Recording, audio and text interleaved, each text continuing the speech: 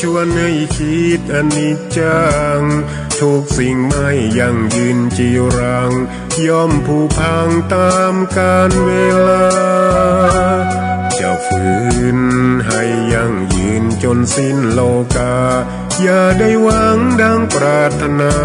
องค์พระพุทธาท่านตรัสสอนไว้เกิดแล้วคงไม่แคล้วต้องชราแก่อาคราวแก่สมปัญญาทั่วภารามีถมไปเจ็บทุกข์ย่อมเวียนวนมีพ้นใครๆสัตว์โลกล้วนรู้แน่แก่ใจเกิดแก่เจ็บตายหลีกไปไม่พ้นใครหลงคิดหลงติดอัตตาว่าใจแจ้งกมลแม้นใครปลงได้คงสุขล้นชีวิตมีมองมนเกิดมาเป็นคนสมบูรณ์ดับหายเพียงร่างกายไว้ชีวาแต่กุศลผลกรรมทำมาย่อมแปลงค่ากลายเป็นทุนส่งผลให้ทุกคนเวียนวนไม่สูญสุขและทุกข์เป็นไปตามทุนที่พวกคุณได้ก่อทำมา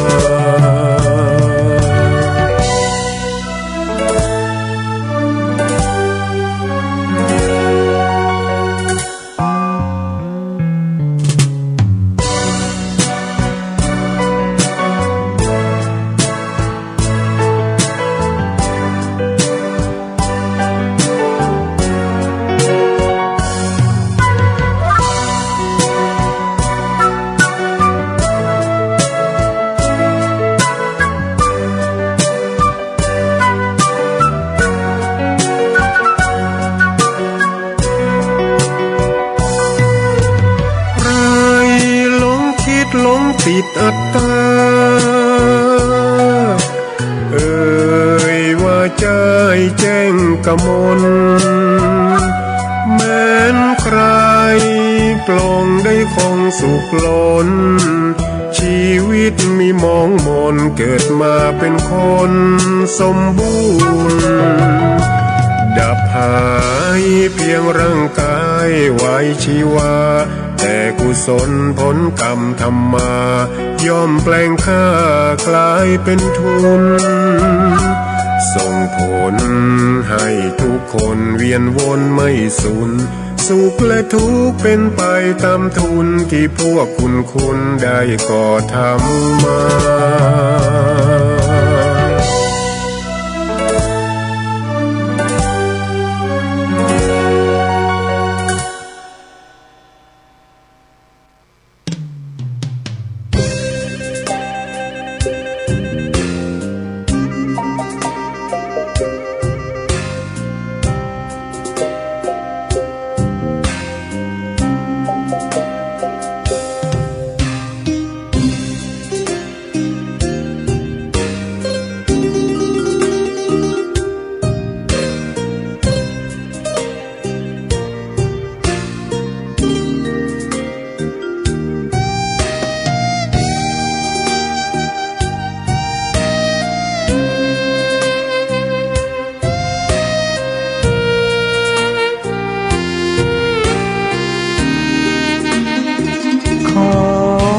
ตำนาน1,300 กว่าปีแม่จามเทวีสร้างพระเจดีย์ที่วัดดอยน้อยพร้อมเจดีย์โค้งอีกองค์เคียงคู่อยู่ดอยสลับก้อนหินใหญ่น้อยร้อยเรียงหน้าอัศจรรย์พระธาตุสีทองแงนมองฝูงพึ่งทำรังช่างมีมนต์ขลังพลังศักดิ์สิทธิ์บนนั้นกล่าวคำไหว้สากราบสักการะคนลุกคนชัน สัมผัสถึงสายสัมพันธ์คงเป็นลูกหลานเคยร่วมสร้างบุญวัดดอยน้อยอยู่กลางยอดดอยโรยต่ออำเภอดอยเหล่าเขตติดต่อป่าสางลำพูนเดินทางปลอดภัยจากเชียงใหม่หรือสายลำพูนยินดีต้อนรับนักบุญมาร่วมสร้างทานบารมีตีสามตีสี่เปิดสถานีฟังตุลุงยองนักเทศเสียงทองชื่อเสียงดังก้องทั่วฟ้าธานีตัวจริงเสียงจริงวัดดอยน้อยแม่จามเทวีต้อนรับญาติโยมที่มีจิตศรัทธามาร่วมสร้างบุญ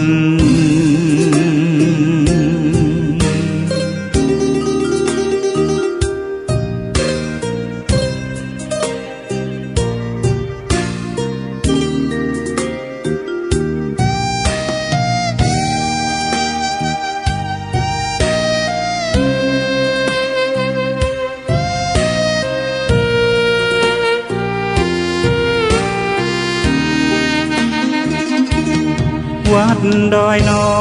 ยอยู่กลางยอดดอยโรยต่ออำเภอดอยเหล่า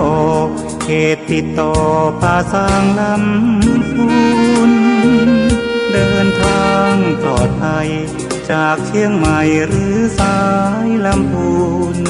ยินดีต้อนรับนักบุญมาร่วมสร้างทานบารมีตีสามตีสี่เปิดสถานีฟังตุลุงยองนักเทศเสียงทองชื่อเสียงดังก้องทั่วฟ้าธานีตัวจริงเสียงจริงวัดดอยน้อยแม่จามเทวีต้อนรับญาติโยมที่มีจิตศรัทธามาร่วมสร้างบุญ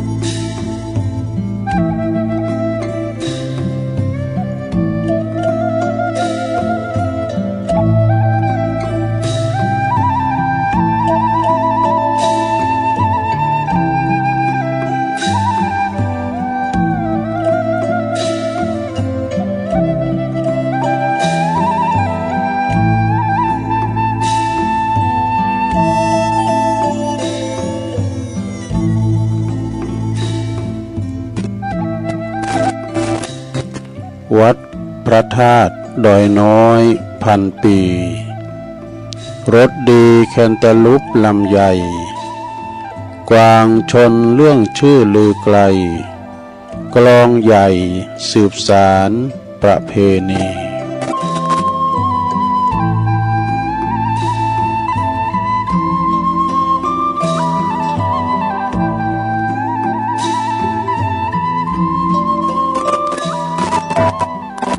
ตื่นเจ้าขึ้นมา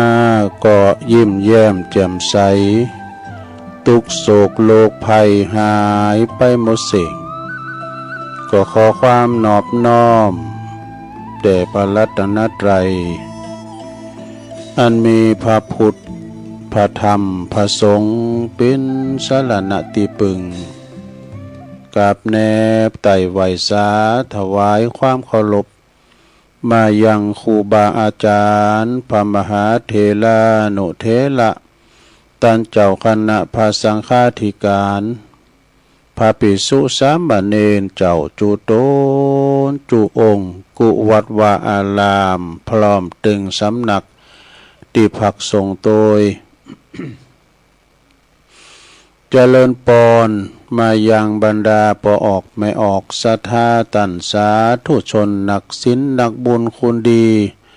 หมู่เฮาเจ้าขาดต่างหลายเนาะแตกตื่นมื่นตามาแล้วก็มางมความหาโทรศัพท์วิทยุเครื่องหับก็มาเปิดฟังรายการเนาะรายการนี้เปิ้นตั้งชื่อว่ารายการสัพเพเหระปะกินนกะขอนลุงไก่แจ้งรายการเสียงธรรมแสงทอง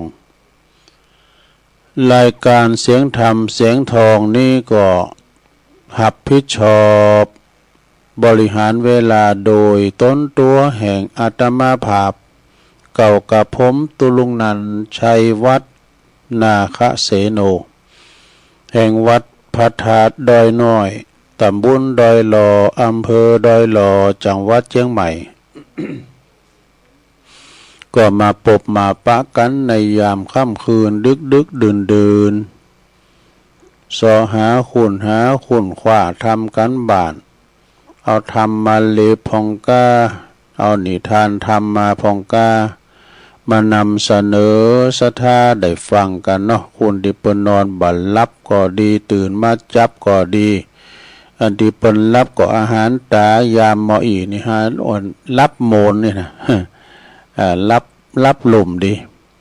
แต่คุณเฒ่าสวฮอนี่ตื่นมานี่ก็บ่ไข่รับก็มาฟังรายการตุลุงนี่เป็นรายการวัดใจกันไผตื่นเจ้าก็ได้ฟังกันตื่นเจ้าก็รับไปกันไผนอนรับก็เดียวตุลุงเตธรรมมาถึงรับไปพอมันเป็นธรรมกล่อมรับนะครับก็มาพบมาปะกันในยามค่ำคืนเนาะก่อนที่ตุลุงจะได้เอ่ยไปตั้งคืนบนสถานีแต่ละคืนที่เปิ้นได้เอารายการครูบาอาจารย์กุต้นกุองค์ไปออกวิทยุของเปิ้นคนวันนำจิตนำใจเปิ้นงดงามแล้วก็แผ่ขยายกระจายเสียงสูงหือศรัทธาญาติโยมได้ฟังถึงจ้องถึงบ้านเด้อการทำมีเปิ้นก็ไม่ได้ยินเนาะตัวเจ้าพระเนนหรือว่าตัวลุงจะอู่ดีปานได้ก็ตึงพดผิวเนอะตึกห้องสี่เหลี่ยมเนี่ย ตัวลุงก็ตัดสัญญาณปฏิวัติปากตั้งเจริญวัดปากตั้งเจริญก็ปิ้นโหดจ่ายไปแต่ละสถานีเนาะก่อนอื่นเขาจะไหวพระให้เกิดเนอสถาเนอเปิดความปิ้นสิริปิ่นมังกละปิ่นมงคลกับตนกับตัวกับขอบกับครัวลูกหลานตันเต่าได้อยู่ดีมีสุขนะขจัดปัดเป่าพ้อยภัยเสน่ห์จังไล่ตั้งหลายมาลายหายสิ้นนี้ไกลแสนโยดแสนว่าเน้อนำป่าสิ่งที่ปิ่นมงคลเข้าคุ้มขอโหหอเฮิรนหอไปอยู่ดีมีสุขการพร้อมแล้วก็กราบหนึ่งกราบสองกราบสามอิมินาสกาเลนะพุทธังอภิปูชยามะอิมินาสกาเลนะธัมมังอภิปูชยามะอิมินาสกาเลนะสังฆังอภิปูชยามะอะระหังสัมมาสัมพุทโธภะคะวาพุทธังภะคะวันตังอภิวาเทมิสวากขาโตภะคะวะตาธัมโมธัมมังนะมัสสามิสุปฏิปันโนภะคะวะโตสาวกสังโฆสังฆังนะมามินะโม ตัสสะภะคะวะโตอะระหะโตสัมมาสัมพุทธัสสะนะโม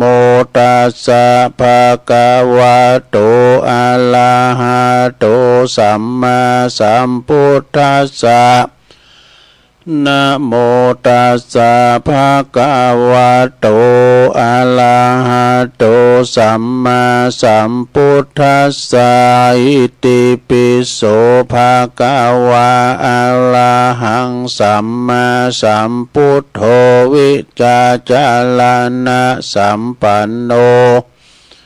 สุขโตโลกวิโตอนุตตโลปุริสธัมมาสาลาทิสัทธาเทวมนุสสานังพุทโธภคะวะติสวากขาโตภคะวะตาธัมโมสันติติโกอากาลิโกเอหิปัสสิโกโอปันนายิโกปัจจตังเวทิตาโปวินโยเหติสุปฏิปันโนภะคะวะโตสาวกสังโฆ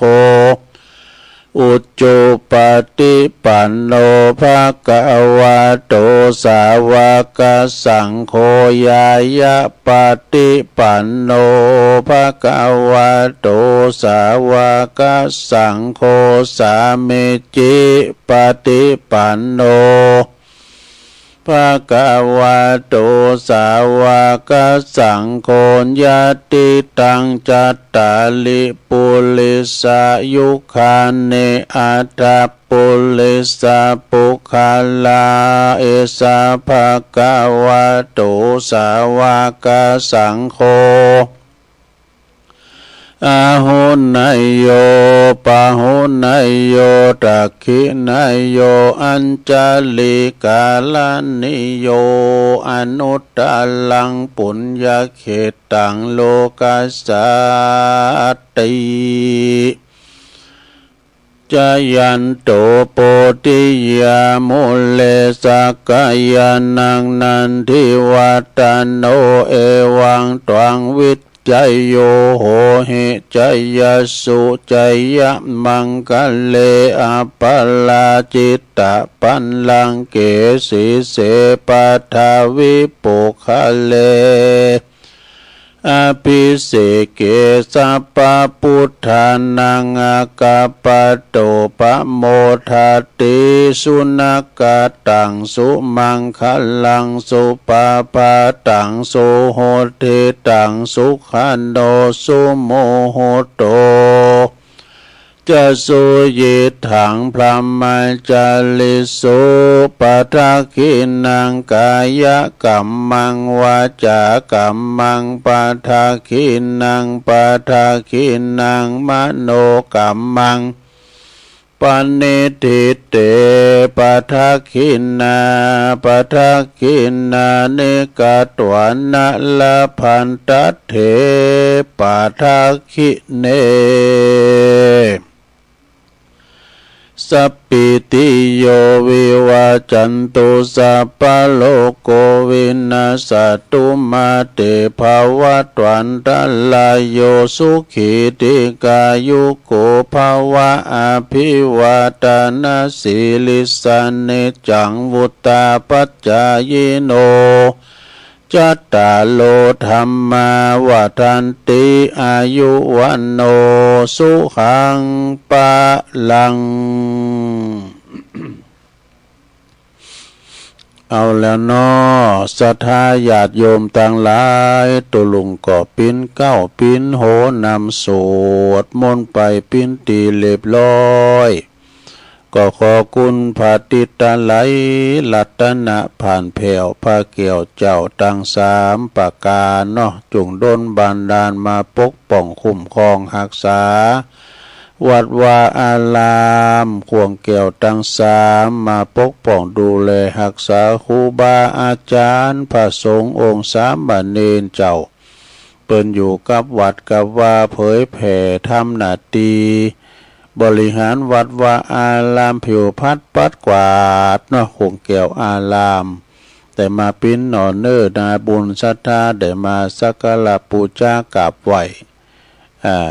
ได้มาปันศีลปันป้อนนำจิตนำใจศรัทธาเข้าวัดเข้าวาคุดน้ำบ่อก่อศาลาเนี่ยเป็นเก้าเป็นการคืดลำตำสร้างวัดวาอารามเนาะปะหลงไม่หลงพอออกไม่ออกเกาะขอหืออยู่ดีมีสุขเนอขอหือมีสุขกภาพลนามัยสมบูรณ์แข็งแรงปิ้นล่มโพล่มใสของลูกหลานกันต่อไป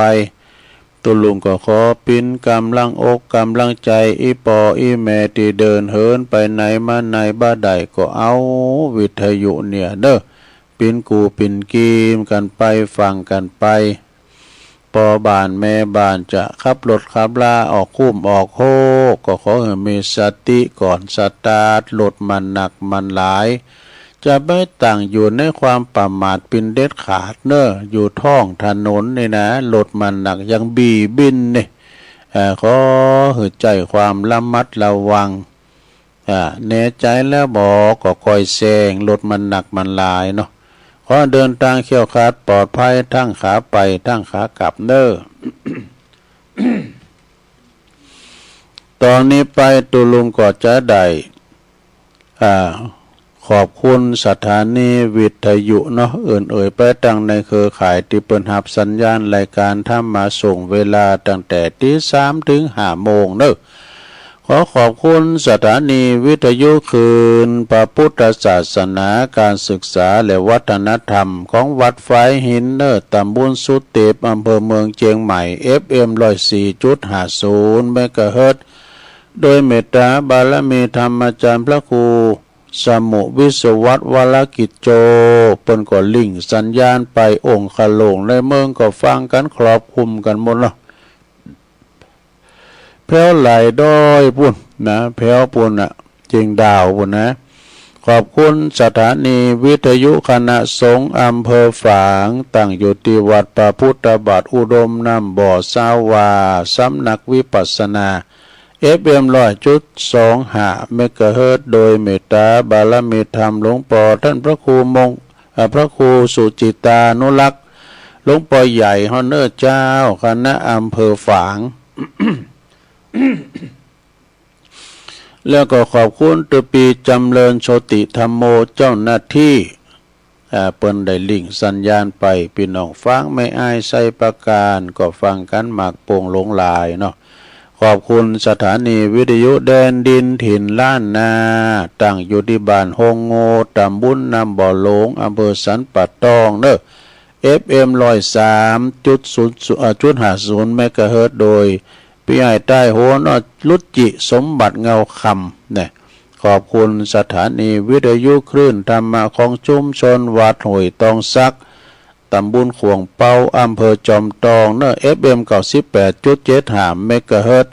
โดยท่านเมตตาบารมีธรรมหลวงอาจารย์ท่านพระครูวาปีวรมานิตเนอะพี่น้อง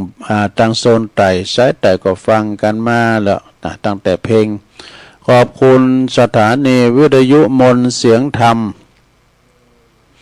จากอำเภอแม่แจ่มวัดบุผารามเนอะ FM 106.25 เมกะเฮิรตซ์โดยเมตตาบารมีธรรมหลวงปู่ท่านพระครูมงคลวิสิทธิ์หลวงปู่ใหญ่เจ้าคณะอำเภอแม่แจ่มเนอะขอบคุณท่านพระปลัดอุทัยตึงสองอุทัยโดยขอบคุณสถานีวิทยุเน็กเนลเรดิโอFM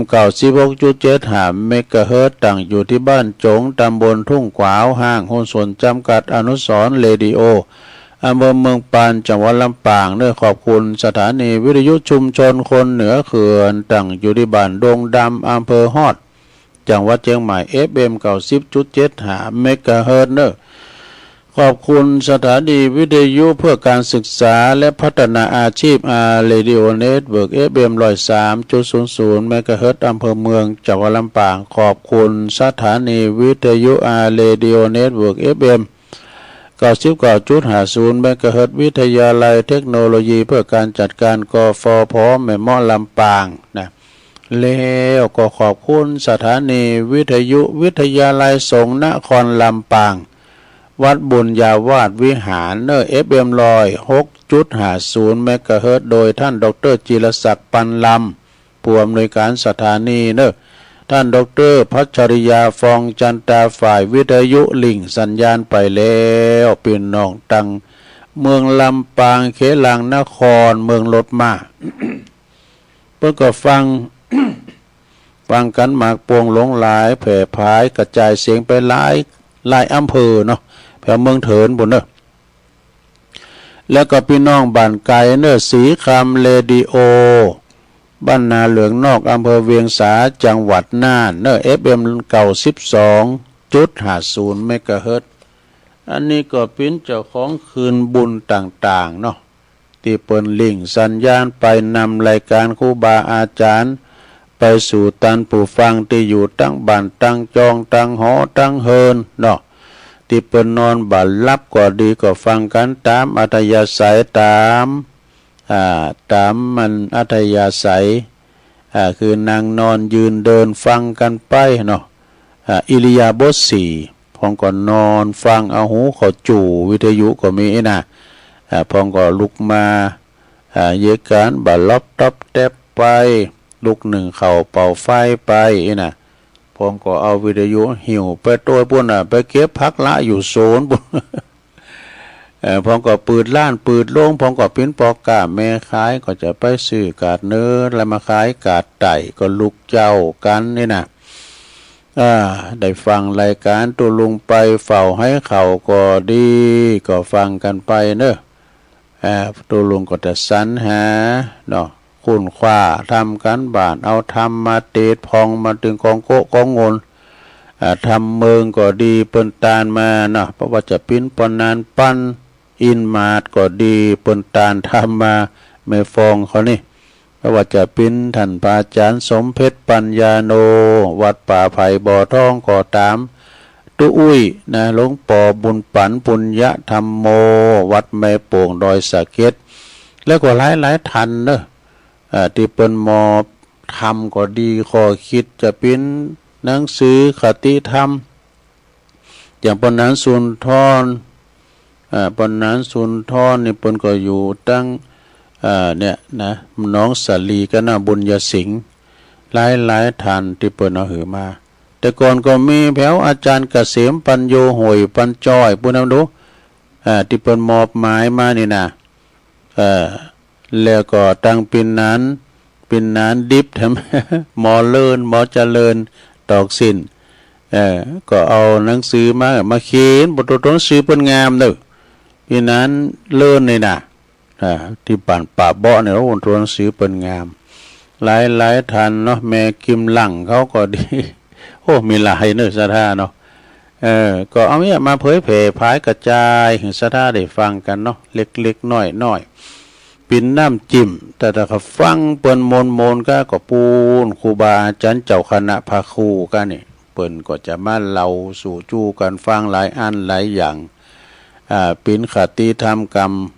กรรมจ๋ากรรมสอนมาในธรรมก็ตามมาในสาดกก็ตามก็ฟังกันไปเด้อนะ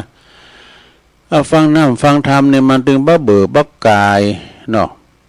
ฟังอันอื่นก็ยังหูว่าก็กายพองฟังธรรมก็กายมันก็ละตุนะกายเหือนั้นตุ้นได้วานเก่านั่นนี่ แล้วก็ใหม่พองเก่าพองก็ศูนย์หน่อยลงเนาะ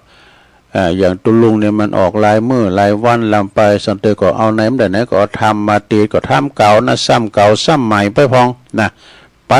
ปัดฝุ่นไปพองเลยนะมันออกมันเริ่มเปิ้นพองเลยนะนอกศรัทธาญาติโยมก็จะไปถือสากันเนอะฉะนั้นญาติโยมวันนี้เฮามาพบมาปะกันก็ตรงกับวันพฤหัสวันพัดวันนี้เนาะวันพฤหัสบดีที่8วันนี้วันที่8ก็ยังอยู่ในระหว่างการส่งเสริมสัปดาห์ส่งเสริมพระพุทธศาสนาวิสาขบูชาอยู่เนาะวันนี้วันที่8พฤษภาคมพุทธศักราช2568มาพบมาปะกันในยามค่ำคืนก็เดียวตุลุงก็จะเอานิทานธรรมในสุมาณา หอมมาลาว่าใจมาลาการนายสุมามาลาการนี่เป็นนิทานเนอะนายสุมาช่างกองดอกไม้เนี่ยเป็นกว่าเป็นนั่นการที่เป็นสอหาดอกไม้มาถวายครูบาอาจารย์มาถวายวัดหรือว่ามาถวายท่านพระพุทธเจ้าปิ้นดอกไม้นะดอกมะลิก็ดีดอกสังก็ตามอมตะดอกอุบลดอกโบเนี่ยก็ตามก็มีอานิสงส์เนอะศรัทธานะมีอานิสงส์มากมายอย่าปิ้นอย่างนายสุมาณาเนี่ยนะเปิ้นจะปิ้นอานิสงส์อย่างใดก็เดี๋ยวก็ลองฟังป่ะเนอะลองฟังพอนายสุมาณาเนี่ยเราจะเล่าเรื่องนางเพศผีเพศตัวนางเปรตเนี่ยเนาะลองฟังป่ะเนอะนายสุมาณาเนี่ยดังได้ยินมานี่มีจังห้อยกองดอกผู้หนึ่งมีชื่อว่าสุมาณะนายสุมาณะนี่นะอยู่ในเมืองราชคฤห์เป็นผู้ดูแลคอยพอดอกมะลิ8 ทนานเปิ้นจะเคยอันถวายดอกมะลิวันละ8 ทนานนะโอ้เปิ้นปลูกดอกมะลิน่ะพิศนนะแล้วก็ เปิ้นปลูกดอกมะลิสุ่งหือกับพญาปิมพิสารอยู่ถึงวันปิ้นนิดเด้อนะทุกวันได้รับประทานเบี้ยเลี้ยงวันละ8 กหาปณะนะได้รับเบี้ยเลี้ยงวันหนึ่ง8 กหาปณะเอกดิวสังยังมีอยู่หันวันหนึ่งนะหลงเด้อนายสุมาณะนี่นะก็ไปเก็บดอกมะลินะได้มาแล้วก็กลับมาจะเอาไปถวายจะเอาไปหือพญาเจ้าเมืองนะโอ้ปาโกฏว่าไปพระศาสดากับพระสงฆ์ปาบริวารจะไปเข้าไปในเมืองเหมือนกันนะในเขตพระราชฐานจะเข้าไปในเมืองเหมือนกันนะเปิดจะไปเที่ยวบิณฑบาตภิกขาจารย์นี่นายสุมาณะก็ขึ้นมีจิตใจเหลื่อมใสป่ะนะมีจิตใจปัสสาวะความเจอความเหลื่อมใสคิดจะเอาดอกไม้นี่นะดอกมะลินี่นะไปถวายแด่พระพุทธเจ้าก็มาเกิดว่าเฮานี่ จะเอาดอกไม้นี่ไปถวายแก่พระราชาดันก็หลังโกรธก็ฮะนะเฮาบ่ได้เอาไปถวายแก่พระราชาพระราชาอาจจะโกรธโทษอาญาเป็นประการได้ก็ตามเด้อนะจะโกรธจะเกลียดจะหือก็ตามจะเอาไปประหารก็ตามเลยนะเนาะเฮาขอปูจาแก่พระพุทธเจ้าประเสริฐทั้งชาตินี้และชาติหน้าถ้าเฮาถวายแก่พระราชาเฮาก็จะมีผลเพียงจาตินี้ต่ออันนี่เพิ่นขึ้นหน้าคิดดังนั้นแล้วเอ้ย ปินิเกเนาะคิดดังนั้นแล้วนะก็มีจิตใจดีๆมีจิตใจเหลื่อมใสก่อนนำเอาดอกมะลิไปสักการะบูชานายสุมาณะจึงกำเอาดอกไม้เนี่ยนะดอกไม้เนี่ยเปิ้นเอาพายเนาะกำเอาดอกไม้1 กำดอกมะลินะกำขึ้นไปหวานซัดขึ้นตั้งบุญหวานขึ้นไปตั้งบุญที่แหลกนะกำแหลกดอกมะลิแผ่ขยายปิ้นตาข่ายว่าหลงปิ้นตาข่ายอยู่บุญบนนะอยู่บุญโหพระเจ้าอยู่ตั้งบุญบนนะในเบื้องบนดอกไม้กำที่2ก็ซัดขึ้นไปแถมนะกำที่2ผ่าหวานกันก็ไปแผ่ปิ้นตาข่ายอยู่เบื้องบนผักขวาเนี่ยก็เนี่ยผักขวานะกำที่2ผ่านไปแล้วต่อไปปิ้นกำที่3ซัดขึ้นไปก็ไปแผ่ปิ้นตาข่ายอยู่ทิศเบื้องซ้ายทำแล้วโดอัศจรรย์ได้แต่กะแล้วก็ดอกมะลิต่างหลายนะกำที่4โอ้มี4 กำกันเด้อดอกกำที่4ก็เอาพื้นเอาผายขึ้นไปก็ปิ้นตาข่ายอยู่เบื้องหลังทำแล้วดูโอ้ดอกไม้แผ่ปิ้นตาข่าย3 ด่านล้อมองค์พระพุทธเจ้าเนี่ยพระองค์เสด็จไปถึงไหนตาข่ายนะก็ตุ้ยไปขึงว่าอยู่อย่างนั้นนะอยู่อย่างนั้นนะดอกไม้นะก็ขึงไปตามถึงที่นั่นพินก้าเข้าไปในแปลว่าพินเอาแก่นมันเข้าตั้งในวะนะแล้วก็เอาดอกมันออกตั้งนอกเนี่ยดอกแล้วก็ สิ้นประวัติทั้งสิ้นปินตินาอัศจรรย์เนี่ยทั้งหลายเนี่ยหันก็ปินนาอัศจรรย์ดังนี้ก็เจ้าบ้านเจ้าเมืองก็ได้หันแล้วก็ปากันเริ่มสายกราบปูจาไหวพระพุทธเจ้าถวายตานซ้ำตานนักบ่หันสาธาญาโยมฝ่ายนายสุมาณะมาลาการนะตีเปิ้นถวายดอกมะลินะก็จืนบานหันษาจืนอกจืนใจปีติเกิดนะโอ้ยเฮาก็แต่ทำบุญถึงปานนี่เจ้าบ้านเจ้าเมืองก็ซ้ำมาซักเสริญเยินยอเขาก็มาถวายตานถึงกับพระพุทธเจ้าปิ้นจำนวนมากหลายเครื่องสักการะบูชาของตนเนี่ยชื่นชมยินดีแต่แล้วกลับไปสู่บ้านของตนเนี่ยปิกไปสู่บ้านของตนแล้วก็ไปบอกเครื่องสักการะบูชาอันเป็นหนาอัศจรรย์แต่แก่ภรรยาวะนะโอ้สู้เฮ้ยวันนี้ขานี่ปีติยินดีแต่ไปตานดอกมะลินะที่พระพุทธเจ้าขานี่ปีติยินดีตัวเอาบุญด้วยกันเด้อนะฝ่ายภรรยานะก็คือแบบมีความยินดีว่ะนั่นบ่มีความยินดีในการต้านของสามีนะจึงโกรธนะโคตรเกตแก่พระสามีแก่สามีโคตรเกตนี่แก่สามีกล่าวอันกำหยาบจ้าต่างๆนาโดยประการต่างๆว่าโอ้อย่างที่ก็ยินดีก็เปิดนะเนาะสาธุเนอะโตเนี่ยได้บุญแล้วเนาะแล้วก็ป้าลูกไปว่ะนะภรรยาป้าลูกไปเข้าเฝ้าพระเจ้าพญาเจ้าพิมพิสารเนี่ยไหว้สาพระพญาบาทเจ้าเนาะไปกราบทูลเหตุการณ์ที่สามีได้กระทำสักการะบูชาพระมหากษัตริย์ได้ฟังแล้วได้ฟังนางมากล่าวมาอย่างอ่านแล้วพระองค์ก็เลยทรงทราบว่าโอ้หญิงคุณนี่เป็นคุณพานดูดูเนี่ยเหมือนข่าวข่างวะนะไม่ยิงคุณนี่เป็นคุณพานเป็นคุณเดมบหันการกินการต้านของสามีสันดานบ่เลื่อมใสในการบูชานะในการนมัสการบูชาสักการะบูชาพระองค์ยังหือหญิงนั้นปิกไปเห็นเนอะปิกไปในการละครั้งนั้นเลยนะปิกบ้านปิกเมืองไปเนี่ยตัสมิงคาเนในขณะนั้นพญาเจ้าพิมพิสารนะก็รีบอุปการะถวายการต้อนรับองค์พระพุทธเจ้าเปิ่นเสด็จมาถึงพอดีนะพระพุทธองค์ก็จึงทรงหู้ว่าพญาเจ้าพิมพิสารนี่ทรงมีพระทัยเลื่อมใสในสักการะบูชาพระศาสดาทรงพระกรุณานะสงเคราะห์นายสุมาณะมาลาการก็คือคุณเดียวถวายดอกไม้หวานดอกไม้นะพระพุทธเจ้าจึงทรงบาทให้แก่พญาเจ้าพิมพิสารทรงประทับแทบหน้าพระลานนะพญาเจ้าพิมพิสารถวายต้านแด่พระพุทธเจ้าพระพุทธองค์ทรงกระทำภัตกิจเรียบร้อยแล้วเนาะเสียทรัพย์เรียบร้อย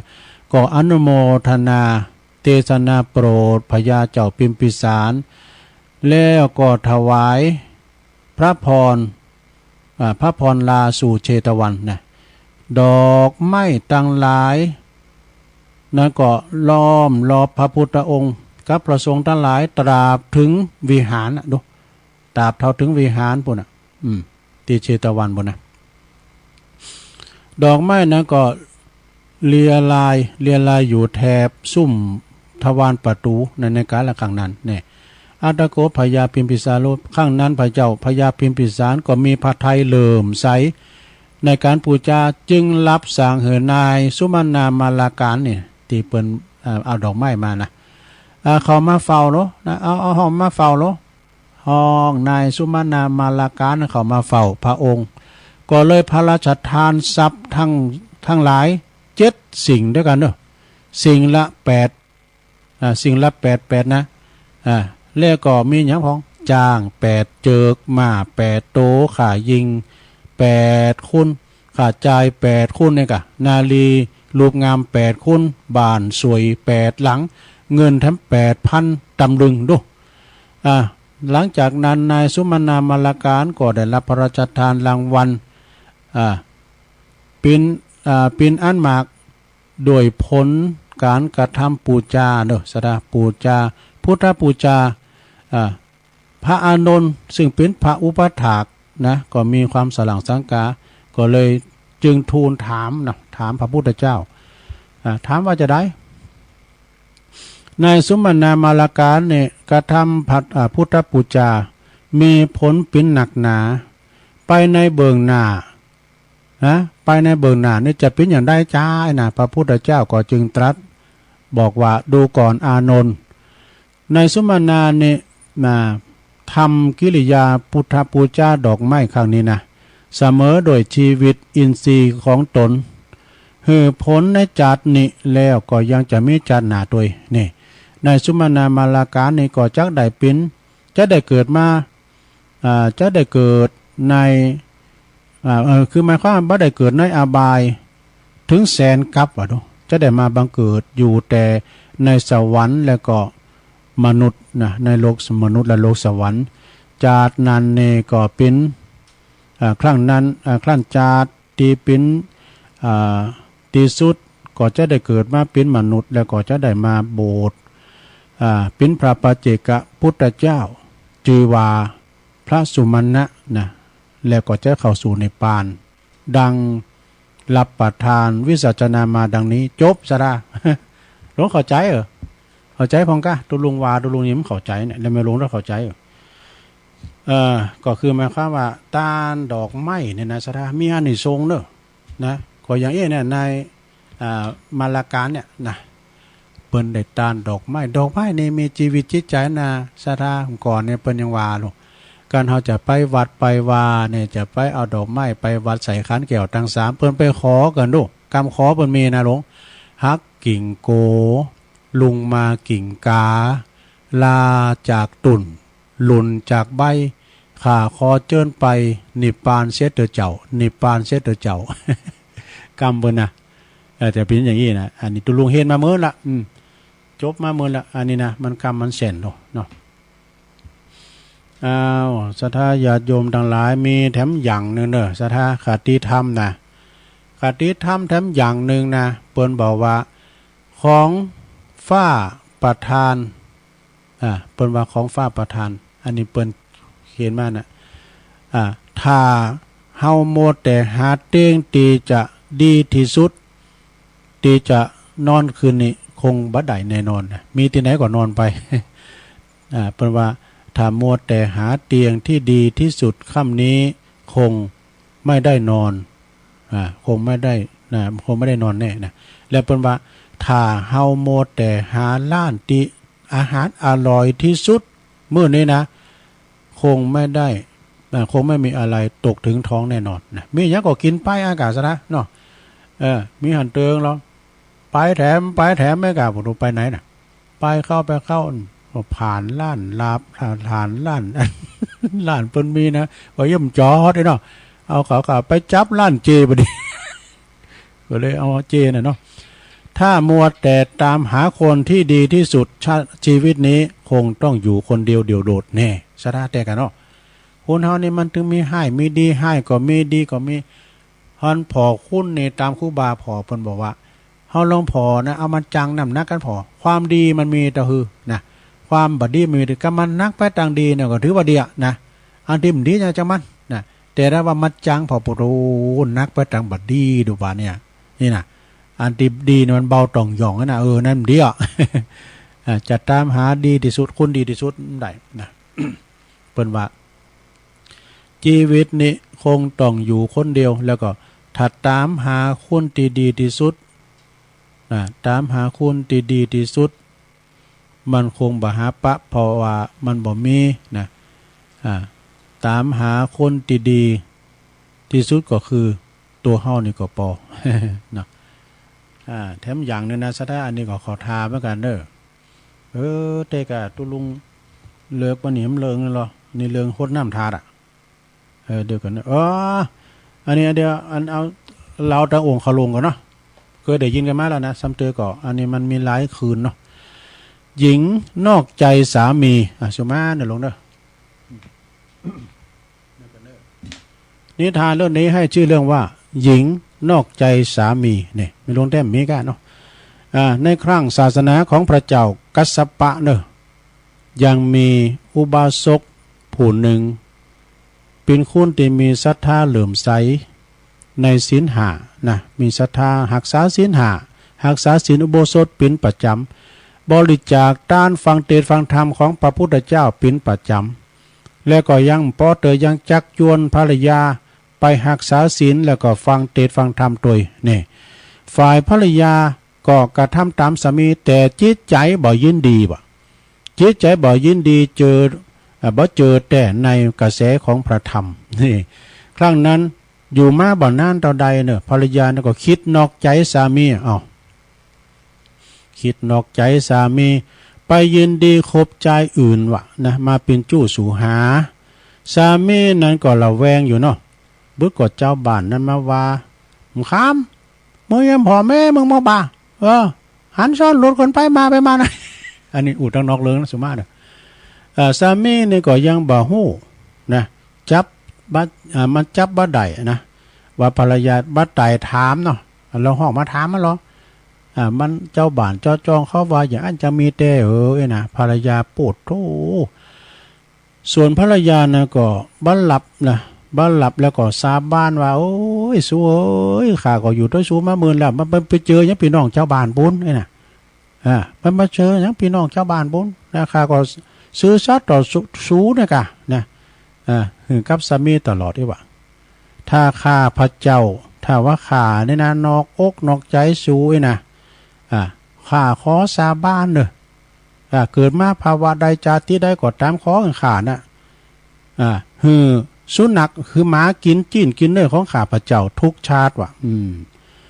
หลังจากนั้นหญิงคนนั้นได้ทำการกิริยาตายไปเนอะสถานเนี่ยเป็นดิสาบานนะหลวงเนอะก็ได้ไปบังเกิดเป็นเวมานิกเปรตเนี่ยเป็นเพศนะเวมานิกเปรตเปรตนี่ดีอย่างนึงนะเพราะมันอย่างได้ลองฟังบอกกันมีรูปร่างอันงามว่ะดุจกับนางฟ้าดูกลางวันนี่เป็นเสวยทิพยสมบัติอยู่ในวิมานโดยอานิสงส์ดีได้ไปหักษาศีลอุโบสถแห่สถาญาโยมทั้งหลายนะขนาดนั่งนี่หักษาศีลของหักษาศีลของก็เลยอยู่ในวิมานนะเพิ่งกลางคืนเนี่ยปรากฏว่าทนทุกข์ทรมานหมาคบกัดกินเนื้อกินจิ้นเป็นอาหารว่ะดูทุกคืนโดยโตตีได้ลงเกินกาเมสุมิชาจารานะนอกอกนอกใจต่อสามีของตนตถาปาลณสีราชาในสมัยนั้นนี่ก็ข้างนั้นเนาะข้างนั้นพระเจ้าปาลณสีก็มีพระหฤทัยคิดจะไปประพาสป่าจะไปลาเนื้อเนี่ยจะไปหาเที่ยวหาเนื้อในป่าสาเดชมาถึงวิมานแห่งนางเปรตนี่ก็แลหันงามวิเศษหน้าเลื่อมใสพระองค์ก็เลยเสด็จเข้าไปในวิมานนะของนางไปเสวยกามสุขไปกับเสวยกามคุณไปติดใจนางเปรตเพราะว่ากลางวันนี่นางจะเป็นคนงามนะอย่างนางฟ้านางสวรรค์นะได้สุขสำราญกับนางเปรตนั้นสาลัตติยาพอถึงกลางคืนเปรตนั้นนางเปรตนั้นก็ขั้นว่าถึงกลางคืนเพลาพบคำสนธยานางก็ลุงจากวิมานไปเหือม้ากัดกินจิ้นกินเนื้อวะเป็นอาจินทุกคืนวะ กินทุกคืนมั่มมันกะโดยอำนาจอกุศลพระเจ้าปาลณสีว่าตกเมื่อคืนมาเนี่ยนางก็หายไปไหนนะงุมซ้ำหาไหนก็ปะ2 คืน 3 คืนมาแล้วนะหญิงนั้นถึงเวลากลางคืนก็หายไปพระองค์ก็มีความสลั่งสังกาสงสัยนะมีอยู่หันคืนหนึ่งพระองค์ก็เลยพกพอนะไปภาษาย่อบอกว่าไปพอก็คือพกพอแอบดูนะแอบดูคืนนั้นไปว่านางเปรตนั้นหายไปนะ เดี๋ยวกันเนอลงเนอใจดีๆนะลงเนอไปโกอย่างก็เราฟังเลยพอผมขึ้นมาพระองค์ก็ลุงติดตามสอนไว้ด้วยหาเนาะนางไปไหนสอนด้วยหาจึงปบนางเปรตเสวยทุกขเวทนาเป็นอันลำบากมากหนักเพราะหือสุนัขกัดกินจิ้นกินเนื้อเป็นพักษาหารวะดูหมาตัวนั้นก็โคกินขานองพองขาพองเอกเสวยกินพระองค์หันดังนั้นแล้วก็มีความว่าใครจวยนางเนาะก็จักเอาดาบสลีกันใจกับฟันมันจะได้สลีกันใจแหละจักเอาดาบมา ฟันสุนัขนั้นขาดเป็น2 ตอนนี่พบเดือขาดเป็น2 ตอนปรากฏว่าสุนัขนั้นก็เกิดเป็น2 ตัวทั้งหมดหันบางเกิดเป็น2 ตัวขึ้นมาแถมนางเปรตนั้นก็มาคบนางเปรตที่ก็พระองค์ก็ใจมีดดาบฟันแถม2 ตอน2 ข้าง3 ข้างสุนัขนั้นก็บางเกิดขึ้นมาเป็น4 ตัวเป็น8 ตัวขึ้นมานักมาเลยว่ะดูมาลุมคบนางเปรตเป็นอาหารติ๊กติ๊กก็สำนักมาติ๊กติ๊กนางเปรตนะเหือนนางเปรตเสวยทุกขเวทนายิ่งขึ้นไป ตุลุงว่าโวยไปก็หลงฟังแตนนางเปรตนั้นก็เสวยทุกขเวทนายิ่งขึ้นไปนางเปรตนั้นก็จึงทูลแก่พระราชาว่าขอพระองค์ถ้าจะโจยข้าพเจ้าแต้ๆนะขอพระองค์จงทรงกรุณาถุยเขละก็คือปุ่นน้ำลายลงดินลงพื้นปัดพระสุธาแล้วก็เอาพระบาทของพระองค์ขยี้สุนัขนั้นก็จะหายไปวะนะโสตถาอากาสิมหาสัจเจ้าเปิ้นก็กระทำตามเหมือนนางเปรตวานะเหมือนนางเปรตวาดังนั้นสุนัขทั้งหลายก็ปากันหายไปหมดหันโรคกระถามันเนี่ยแต่หายไปหมดพระราชาก็ปานนางเปรตนั้นไปสู่วิมานเสวยสุขสำราญอยู่ในวิมานอันเป็นติบนั่นนะนางเปรตก็สิ้นกรรม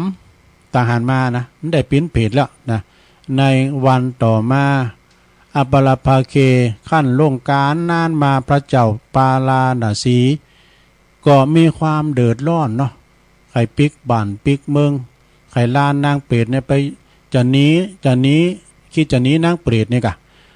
จะไปปิกบ้านปิกเมืองปาลาณสีแล้วนี่นะ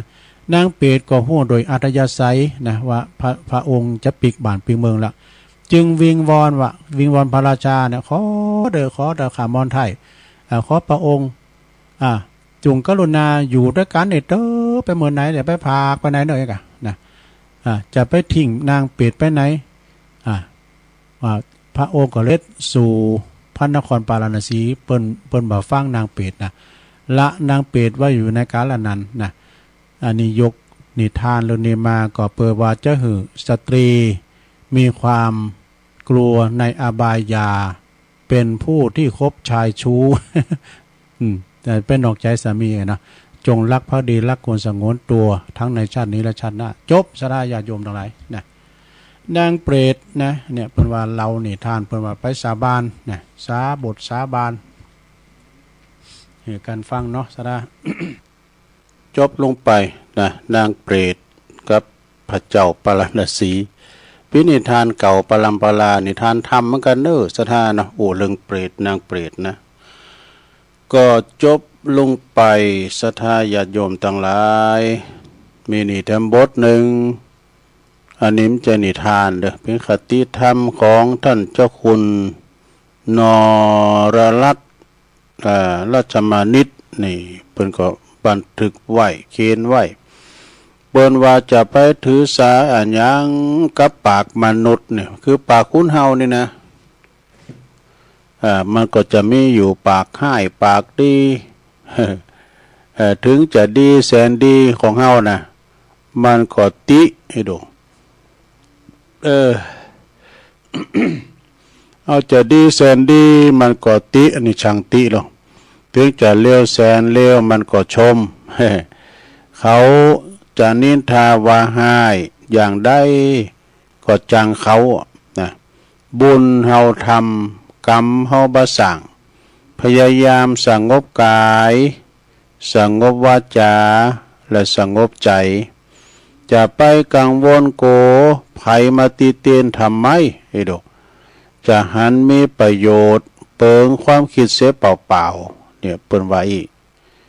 คนเฮานี่จะดีปานใดจะเลวปานใดก็ตามนะคนที่เปิ้นอิจฉาริษยาก็จะคอยเนาะติตายหมายจ้าพงกา เราหน่าจ้าขวัญสักเสริญเยินยอพงกาเนี่ยมันจะมีเนาะสถานเนาะอันเนี้ยเปิ้นว่าโลกธรรมทั้ง8มันมี4กูด้วยกันดีไปกว่าสรรเสริญนี่นะเนาะบดีไปกว่านินทามันมาด้วยกันสรรเสริญกับนินทาเนี่ยไผจะมายกยอต่อฝ่ายไผจะมา ว่าเฮาเนี่ยดีตลอดเวลามันจะเป็นอันจะล่ำหนาเพื่อเนาะเพื่อก็จะติเสียนเน้นตาเนี่ยมันจะมีดูเพราะว่ามีลาบก็จะเสริมลาบในโลกธรรมนะมีลาบก็จะเสริมลาบมีมียศก็จะเสริมยศไปมีสรรเสริญแล้วก็จะมีนินทาไปเป็นกูกัน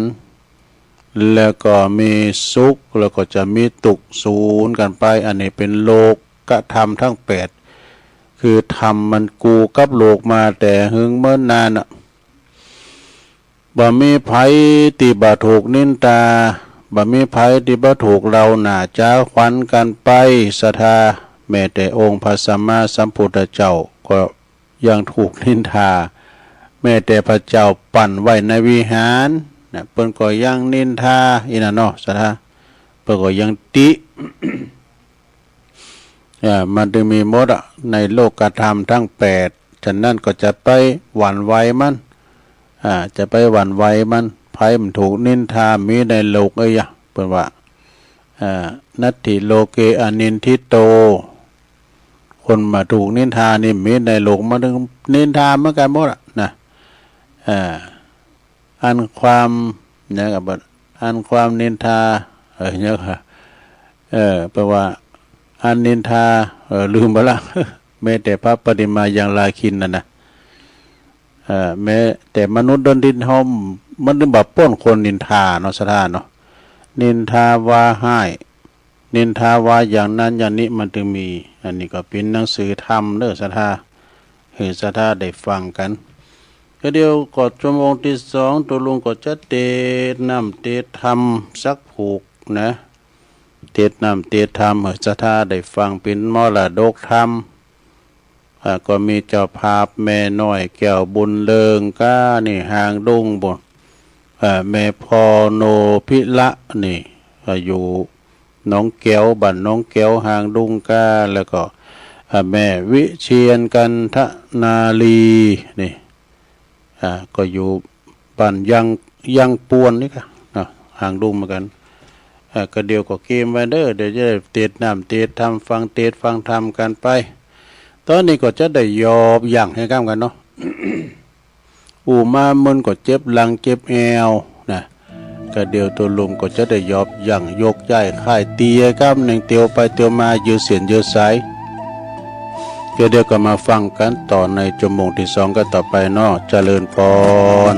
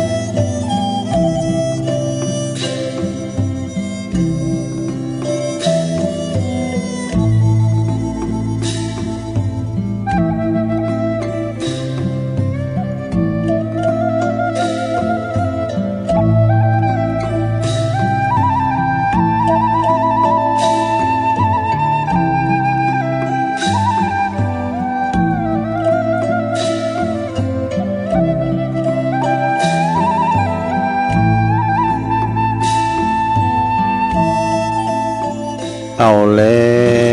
วศรัทธาญาติโยมทั้งหลายตัวลุงก็พักเบรกพักครึ่งเนาะยกใหญ่ค่ายตีเตียวไปเตียวมายืดสินยืดสายเนาะเพราะว่านั่งมึนเจ็บหลังเจ็บเอว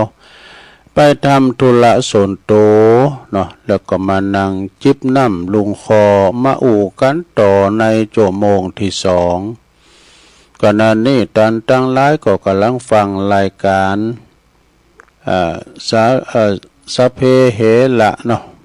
รายการเสียงธรรมแสงทองดำเนินรายการโดยตุลุงยองก็มานั่งอู่นางจ๋า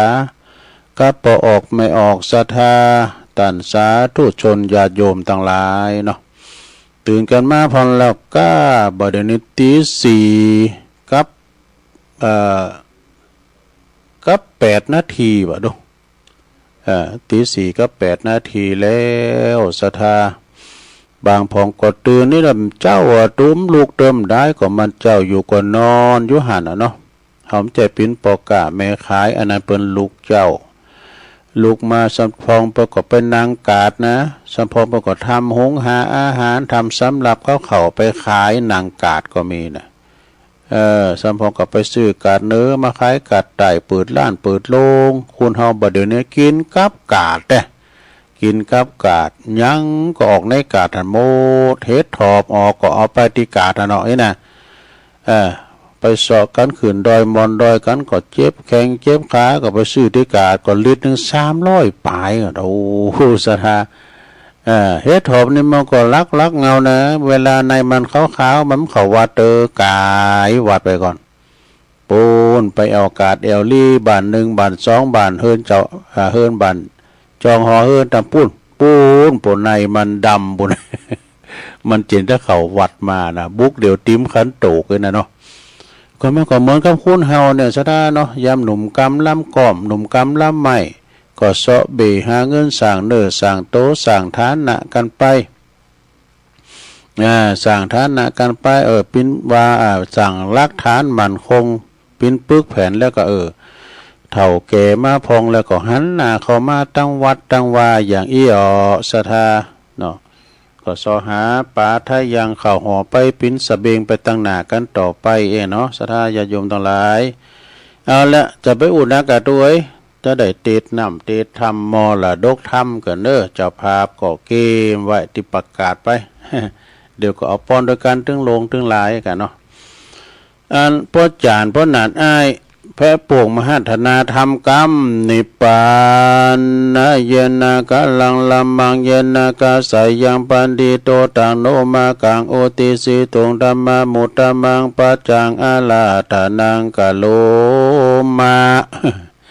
ฟังไปรับไปในโลงเนอทำนี่ก็ทำอันนี้จังทุกครั้งอนัตตานะสดาเ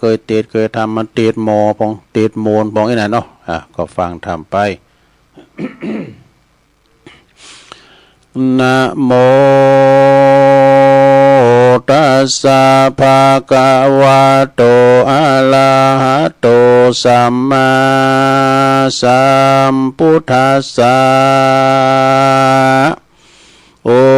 ณนันเตอุนตะกังวุธังยะธานินังภาวตาติเอวะเมวะอิโตตินังเปตานังอุปกาปติติสัทธโวดุลาสะปุริสะทั้งหลายทั้งหญิงใจหนุ่มเทาอันมีศรัทธาเข้าเป็นประธานาตั้งสายวงวานพี่น้องมิตรเกี่ยวป้องสหายคามนะมิตรใจไฟฟังธรรมพระสัทธาจึงนำบุพาดวงดอกตั้งเขาตอกเทียนไฟจะโตปัจจัยหลายเยื่องอันเป็นเครื่องบริวารมาถวายทานย่อยื่นโดยใจชื่นยินดีแม้นอานิสงส์มีพระเสด็จได้มาบังเกิดมีมา ข ก็ยกมือสาส่งโยอุติสากุศลไปสู่หายังอันผู้จุติมรณะกลาพลากชีวิตขาดจากเสียตนขอกุศลเยื่องเนยบใดไปลอดตีดังหมายแก่ผู้ตายเตียงแต่เดเตอนิจจาวาตาสังขาราอันว่าสังขารทั้งหลายนี้นามันบ่เตียงละรู้ความเงียงไปมาสัพเพสัตตาอันว่ามวลหมู่นี้อันเกิดมาสู่ในโลกย่อมอาโภคแผ่พานเมอันนันหลายแหล่เมจุเงสาทานกันกำปาปานจองหอยกาย่อมกากาดก้อยเป็นผีบ่เมภัยนีพ้นจากต่างกลาภาคว่ำวายแม่นจักเมสัมปาติลายมากกว้างเป็นเจ้าจ้างกาสตาหรือเป็นคนอนาถายากไลก็บ่อาจเว้นใดตั้งตายท่านต่างหลายมวลหมู่อันนั่งอยู่ฟังธรรมจงดาจำเมียดมันคือที่สันถึงสังขารจักเป็นการบอกเล่าเตือนตัวเก่ายามวันการเองหันบ่เหือดราถึงการชาติเกิดเป็นหมายว่าเกิดแก่เจ็บตายด้วยมารู้พิจารณาดังเนหากแม่นที่กองทำกันว่ากรรมนำมาลอดก่อจักได้มวยมอดเป็นผีหรือพยาธิมีป่วยใครก็บ่อาจเว้นนาได้ต่างตายใจก็บ่ว่าบุญวายหน่วงคอนะบ่ลุ่มล้นมามองผ่านหรือสายวงวานพี่น้องคนเกี่ยวข้องกับเรากรรมปาเอามาลอดกอดได้มวยมอดหมอลานาก็บ่ทุกขาเอามาย้อนว่าเรานี้ได้ขวาดลูกการนิ่งอยู่เป็นหมายถึงการเกิดแก่เจ็บตายปัดพลากบ่พ้นจากโลกีผู้ใดการนิ่งมีดังเน้นนักปราชญ์กล่าวจี้ใครจะว่าผู้นั้นนาพาเสดปาเกิดสวัสดีและนา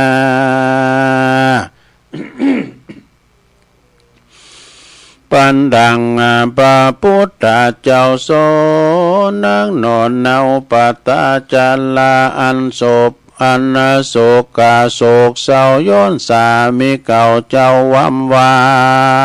ยสองลูกเต่าตายกาภาคพ่อแม่จากเมื่อมอนนางอาวรโศกไม่ล่องลำให้ปาลิเวทนาดังจักนานำนาตายจากลาภาคตัวตามพระตนงามพระพุทธเจ้าหันนางนอนเนาโศกีก็รู้ดีที่ถอยว่านางยอดซอยนี้ใส่ไปลุนจักใดเป็นดีเป็นภิกขุในอรหัตผล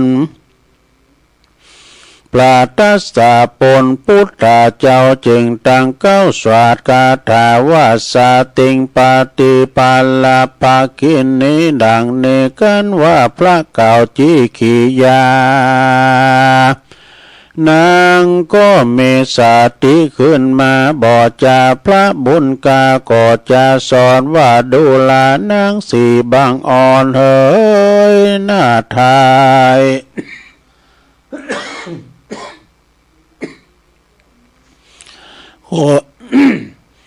คนบอกคือใดเติงตัวเต้าเมามัวประมาท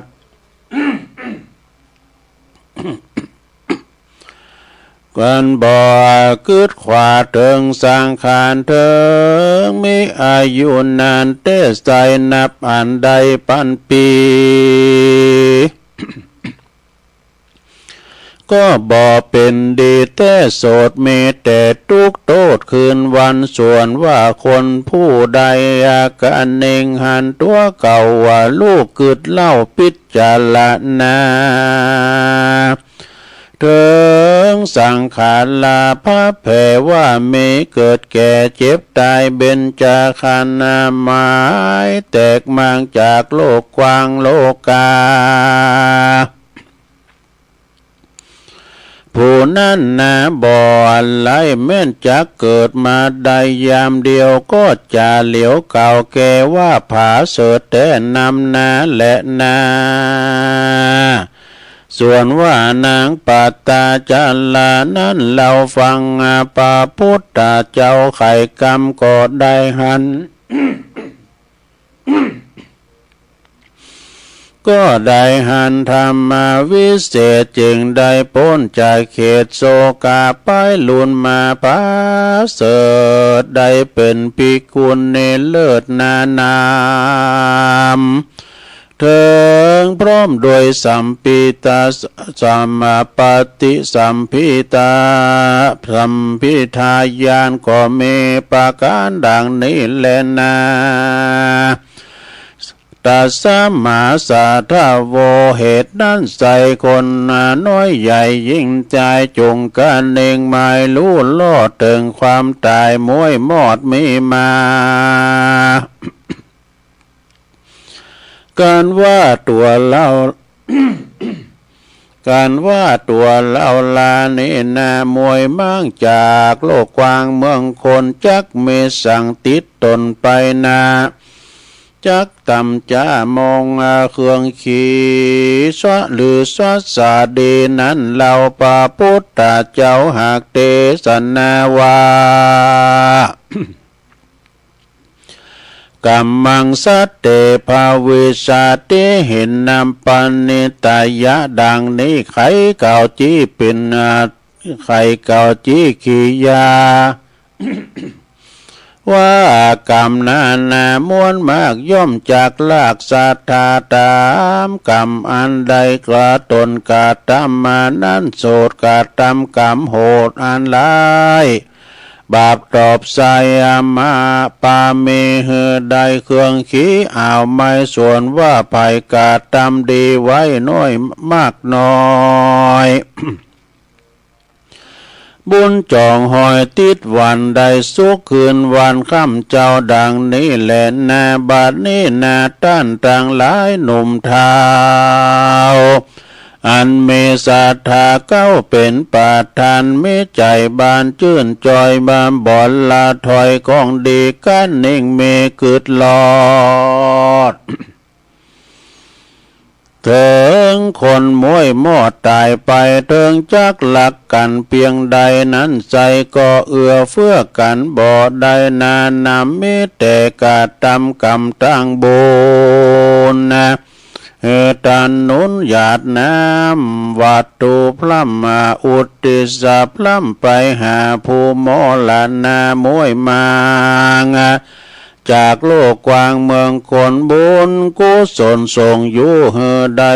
สุสวัสดีก็มีดูประการดังกล่าวมานี้แหละนาเนติตังขียาสังวนาวิเศษจาห้องเหตุอย่างทำอานิสงส์ทำบุญงานศพก็บังกรมสมเรศเด็ดแล้วเท่านี้ก่อนแลสาธุสาธุสาธุ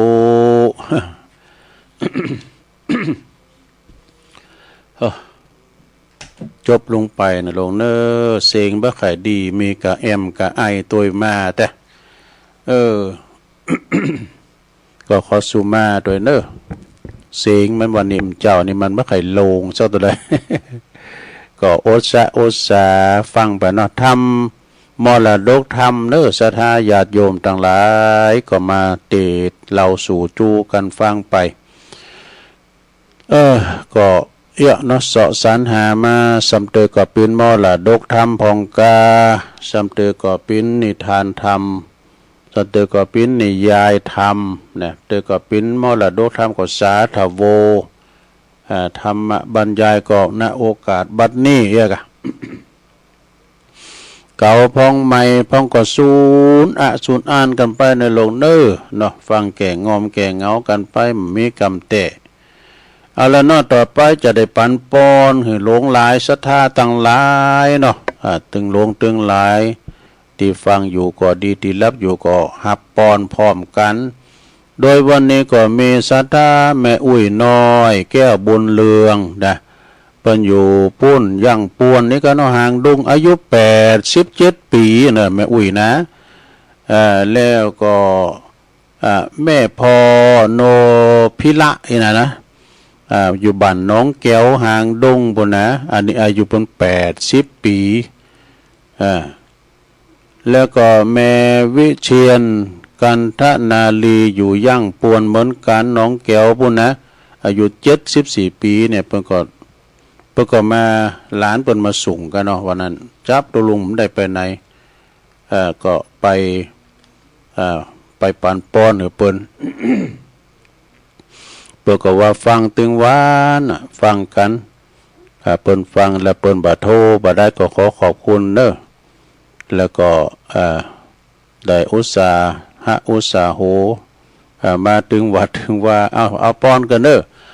อิจิตังปฏิตังตุมหังคิปะเมวะสมิจตุสัพเพปุเรนตุสังคปาจันโทปนารโสยะถามณิโจติละโสยะถาภวะสัพพิติโยวิวัจจันตุสัพพะโลโกวินาศตุมาเตภวะตวันตะลายโยสุขีติคายุโกภวะอภิวาทนาสีลิสนิจจังวุธาปัจจายโนจัตตาโลธรรมาวัฏันติอายุวันโนสุขังปะลังเอาแล้วอยู่ดีมีสุขเน้อตึงหลงตึงหลายฟังเตดนำเตดธรรมก็จบลงไปศรัทธาก็ขออนุโมทนาเน้อเจ้าภาพก็ดีศรัทธาที่เพิ่นฟังก็ดีบุญกรรมจูหักษาอายุหมันควันยืนมีโจกมีใจเน้ออยู่ดีมีสุขมีความสุขกายสบายใจปุ่นจากภัยไกลจากเวรเนาะมุ่งมาตรปรารถนาสิ่งหนึ่งสิ่งใดก็สมดังความมุ่งมาตรปรารถนาจงทุกประการเอาละตอนนี้ไปก็จะเอาบทนี้มาว่าทำกรรมนี่ก่อนเนาะบทอย่างตุอันนี้ก็ปอยยาวเก่า เอานวโกวัดก็ขึ้นจะยาวไปความอดทนก็คือขันตินะอดทนในสั่งคนให้เหมือนคนให้เหนือคนความอดทนนี่นะก็คือขันตินะอดนะเป็นวัติธรรมคำเดียวนะอดคืออดทนความอดทนนี่การอดการรอคอยเป็นสิ่งตีทรมานในโดยประมาณนะแต่ว่าการรอคอยสิ่งที่ดีมีคุณค่าก็สมควรที่จะรอคอยเพราะว่าถ้าเฮารีบร้อนเนาะประวัติช้าได้พาเล่มงามไม่ดูถ้าเฮารีบร้อนอาจจะพลาดโอกาสเด้อแล้วก็มาเสียได้เสียใจในภายหลังนะต้องใจความอดทนสิ่งบางอย่างเราจะใจความอดทนนะขอให้ท่านทั้งหลายจงอดทนรอคอยแม้ว่าถึงแม้จะทรมานการทรมานคือการรอคอยการรอคอยคือความทรมานเนี่ยเนาะก็จิตใจก็หรือว่ายืดยาวนะอดได้ทนได้เป็นว่านะอดทนต่อทุกสิ่งทุกอย่างอดทนแล้วก็หลายครั้งนะคือว่ามีจิตใจยืดยาวนาน อดทนยาวนานแต่พอถึงวันนั้นความสุขความสมหวังก็จะตามมาเด้ออดทนนะประวัติทนอดแล้วก็อดทนหลายครั้งตีต้องร้องไห้ก็ดีหลายครั้งก็ต้องเสียใจหลายครั้งก็ต้องทำผิดและก็อีกหลายครั้งตีจะโห่ซึกบดีนะแต่ก็บ้านาเจอเพราะหลายครั้งเหล่านั้นทำให้เฮาเข้มแข็งนี่ความจริงนะเข้มแข็งเพราะหลายครั้งตีผิดพลาดทำให้เฮานี่พัฒนาขึ้นแต่กันเนาะมันจึงสอนโตเก่าโดยพัฒนาขึ้นมาเนาะเพราะหลายครั้งที่บดีทำให้เฮาโห่คุณค่าของความดีเนี่ยมันบดีเป็นอย่างอันมันดีเป็นอย่างอี้เฮาโห่คุณค่าของความดีแล้วก็ทำความดีหนักขึ้นไปเนี่ยเอาความทอดแท้ไว้เบิงหลังนี่ก้าวเดินไปข้างหน้าอย่างตั้งใจแล้วก็มีความหวังความตั้งใจจะเป็นเคืองนำปาให้เกิดความสำเร็จความสมหวังก็จะเป็นกำลังใจนะให้เฮาอดทนต่อสู้ถึงแม้จะท้อแท้แต่เฮาก็บ่ท้อถอยจะบ่ท้อถอยเป็นกำอู่กำพูดว่าธรรมดาแต่บ่ธรรมดาจริงๆเป็นธรรมดาแต่ไม่ธรรมดาจริงๆสำหรับนักสู้นะนักต่อสู้ที่เป็นผู้บ่ยอมแพ้บ่ยอมกันนะขอให้จงอดทนสำเร็จและก็สมหวังยังรอคอยเฮาอยู่ข้างหน้าแน่นอนสู้ๆเนี่ยจบลงไปซะแล้วเป็นหนังสือตีข้อคิดดีๆเนอะข้อคิดดีๆเพิ่นก็บอกว่าคุณค่าของความอดทนมันเป็นอย่างอี้อันนี้ก็เป็นหนังสือของอายุวัฒนมงคลเมื่อ2563แล้วดูนะในเมตตาของท่านพระมหาประสิทธิ์ตอนนั้นเปิ้นทำบุญอายุ56อาจารย์พระมหาประสิทธิ์ธรรมาภินันโทติปมณีเปิ้นก็เป็นเจ้าอาวาสวัดจางกำเปิ้นเป็นพระอุปัชฌาย์ด้วยนะเป็นพระกรรมวาจาเป็นพระวิปัสสนาจารย์ด้วยเนาะตอนนี้ก็เปิ้นก็หูซึกฟื้นโตขึ้นมาแล้วนะฟื้นโตขึ้นมาหลังจากที่เปิ้นวูบไปกรรมหนึ่งตอนนี้ก็ฟื้นโตขึ้นมานะได้ออกการออกงานแล้วเป็นที่เรียบร้อยก็วันนั้นเนาะเฮาก็สร้างความเสียใจเสาหลักในทางพระพุทธศาสนาของเฮาน้อมความไว้อาลัยกับอาจารย์ท่านพระมหาวิษณุจารุธรรมโมผู้ลุงก็นำมาอู่ก่อนเพิ่นแล้วเนาะ ที่เปิ้นได้ละสังขารจากไปศรัทธาญาติโยมเนาะคุณดียังบ่ได้ว่าผีย่ำไหวนะ ก็เปิ้นได้ละสังขารไปเมื่อวันที่2พุ่นแล้วก็เนาะอาจารย์มหาวิษณุนี่ตัวลุงนี่เป็นแฟนคลับเปิ้นแต่ฟังเปิ้นสวดเวลาคุณนั้นเนาะเปิ้นสืบชะตาคุณนั้นคุณนี้เนาะสมัยปอสมบูรณ์กันทป่าเปิ้นยังมีชีวิตอยู่เปิ้นก็เอามาห้องเพลงเอามาอู่มาจ้าอย่างกะเอามาอู่มาจ้าแล้วเปิ้นจะไปกินไปตานตีหันตีนี่เปิ้นมีรถตู้ดูป่าศรัทธาญาติโยมไปกินไปตานก็นะคือสร้างห่างแป้งตีหันตีนี่แล้วก็ปิ้นกับบอกเสียงโสดโจโกห้องถึงมือถึงวันนะเป็นเหมือนว่าวันที่27 เมษายนเนี่ยแล้วเนี่ยเพิ่นยังไปนอนกับโยมพ่อโยมแม่เพิ่นน่ะเนาะที่อมกอยไปนะตุลุงติดตามฟังเพิ่นน่ะโอ้เสียดายเนี่ยมันเป็นอนิจจังเนาะศรัทธาญาติโยมเนาะฮู้วันเกิดเนาะฮู้วันตายเปิ้นเตี้ยวอยู่ดุมๆแด่ๆซะนะเนาะไปโรงยาจนว่าเอาชีวิตไปเสี่ยงเฮ็ดที่โรงยาอนิจจังก็ขอถวายความอาลัย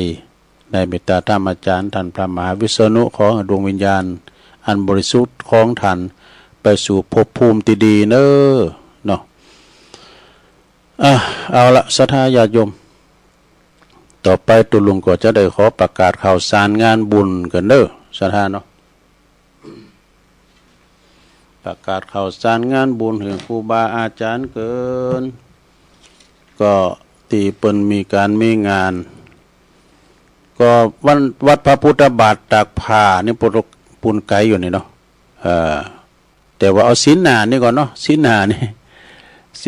นี่ก็คือวันเดือน10เดือน8ปิงเนอศรัทธาเป็นวันวิสาขบูชาวันวิสาขบูชาเป็นวันสำคัญสากลของโลกโดยนะที่องค์การสหประชาชาติเปิดประกาศยกย่องเป็นบุคคลสำคัญกันนะพระพุทธเจ้าของเขาเนี่ยก็จะเป็นวันสำคัญอย่างใดมหัศจรรย์3อย่างคือเป็นวันประสูติตรัสรู้และก็เสด็จดับขันธปรินิพพานขององค์พระสัมมาสัมพุทธเจ้านะจะมาหอถึงครบรอบทั้งปี1วันที่11เนอะคือศีลหนาเนี่ย11เป็นวันติดพอดีศรัทธาญาติโยมก็จะมีเปิ้นเตียวขึ้นดอยวัดดอยสุเทพนี่เปิ้นก็วันที่10เปิ้นก็จะเตียวขึ้นดอยนั้นนับเป็นปั้นเป็นหมื่นนะศรัทธาเปิ้นว่านะโอ้เตียวขึ้นดอยก็อิดอ่อนมันไปกันหลายก่อนน้ำมีสุดตั้งเปิ้นมีโฮงตาลน้ำนะอันนี้ก็วัดพระธาตุดอยสุเทพนี่เป็นหลักเป็นแก่นหลักมาหมื่นนะแล้วก็จะมีวัดพระธาตุหริปุญใจวัดโลงเวงละปูนโดยเนอนี่เปิ้นก็มีมาเป็น5คืนบนกันเนาะ4คืน5คืนบนที่เปิ้นจัดกันนะในเมตตาบารมีธรรมพระเดชพระคุณท่านเจ้าคุณพระเทพรัตนนายกเจ้าคณะจังหวัดละปูนพร้อมด้วยคณะสงฆ์ทุกคนหนักคนหลายเนาะตั้งสายหลายวัดเลยว่านอดสายตั้งไต่นี่ก็จะมีที่วัดศพเตี้ยนะอาจารย์ท่านพระครูหลวงพ่อเจ้าคณะตำบลโดยศพเตี้ยนี่นะแล้วก็วัดพุทธนิมิตรอันนี้ก็วัดของหลวงพ่อท่านพระครูอินทยานาลังสี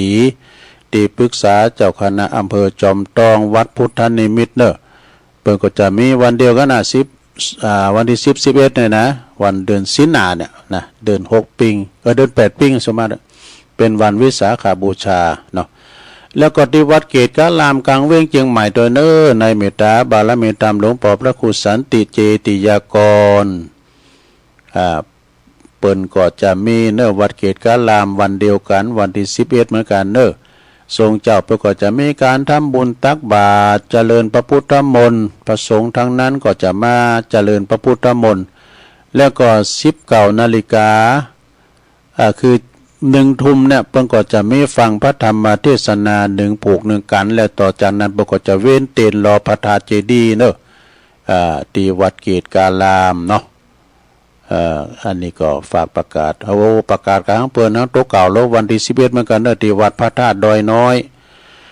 ตำบลดอยหล่ออำเภอดอยหล่อจังหวัดเชียงใหม่ตีตุลุงอยู่นี่นะในเมตตาบารมีธรรมหลวงพ่อท่านพระครู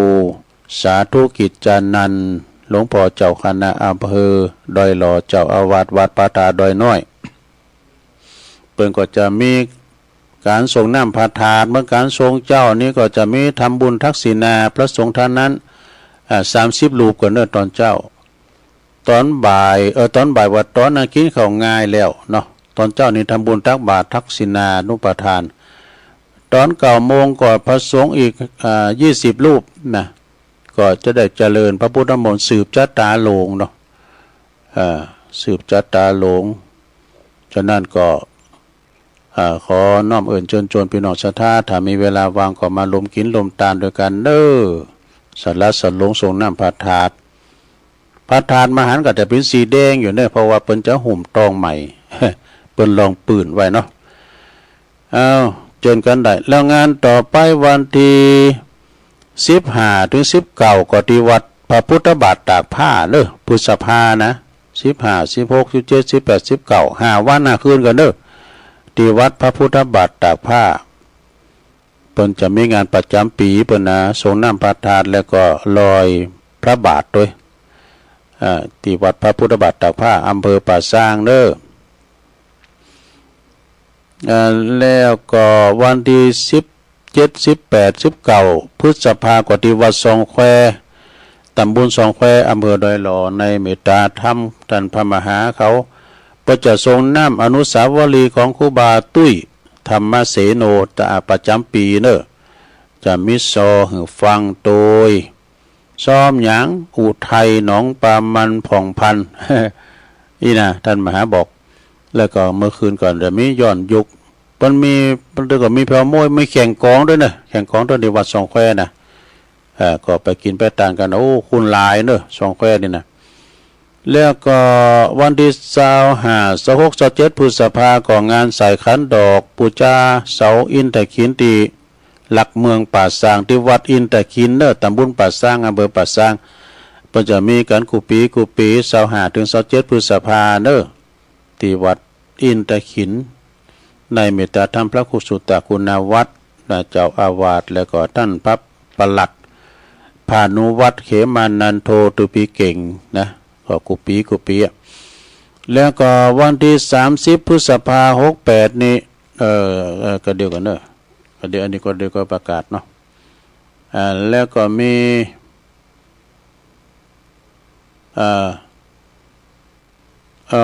วัดป่าปูนั่นน่ะป่าปูตุงมานบ้านหุงพุ่นนะ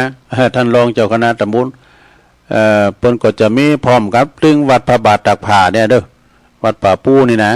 ไปกินไปทานกันเด้อศรัทธาญาติโยมทั้งหลายแล้วก็งานต่อไปวันที่26 พฤษภาเด้อ26 พฤษภาก็ตีวัดใหม่มีโชคหอมบุญซึ่งก็เป็นงานประเพณีสงน้ำพระธาตุประจำปีเนอะตีวัดใหม่มีโชคหอมบุญปุ่นป่าไม้แดงดอยสะเก็ดในหลวงพ่อมานิดเนอะหลวงพ่อมานิดถามว่าโลหลวงพ่อเปิ้นก็จัดใหญ่อยู่นะมีพระช่อมันก็โห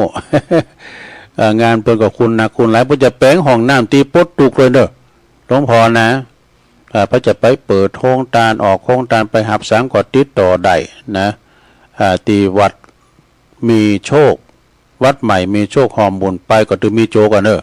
หลวงพ่อจะถึงของดีด้วยนะที่วัดหอมบุญเนอะศรัทธาเนอะในเมตตาธรรมหลวงพ่อพระคุมท่านหลวงพ่อมานิษฐาวโร